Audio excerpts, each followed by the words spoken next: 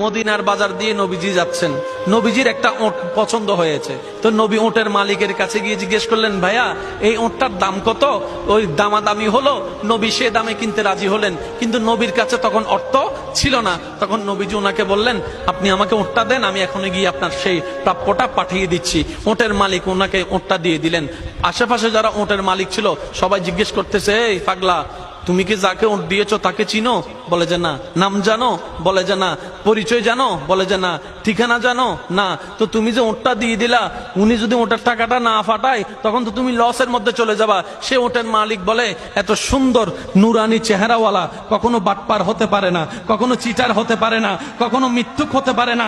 ওনার চেহারা দেখেই তো আমি ওট বিক্রি করার আগে মনটাই বিক্রি করে দিয়েছি, মনটাই বিক্রি করে দিয়েছি, মনটাই বিক্রি করে দিয়েছি। তোমরা যাই বলো, আমার মন বলে উনি আসবেই আসবে, টাকাটা পাঠাবে পাঠাবে।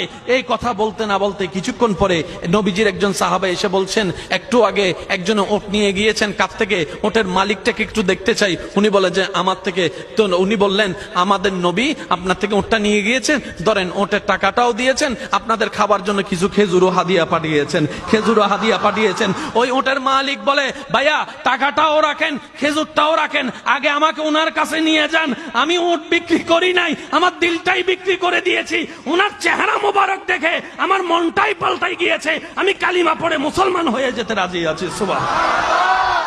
जिसका कोई सानी नहीं वो नबी हमारा है, मुस्तफा की अजमत का हद ही ना किनारा है। आशिक बोले लम याति नजीरु कफी नजरिन मिसले तुना शुद्ध पैदा जाना। চিৎকার দিয়ে বলেন না সুবহানাল্লাহ।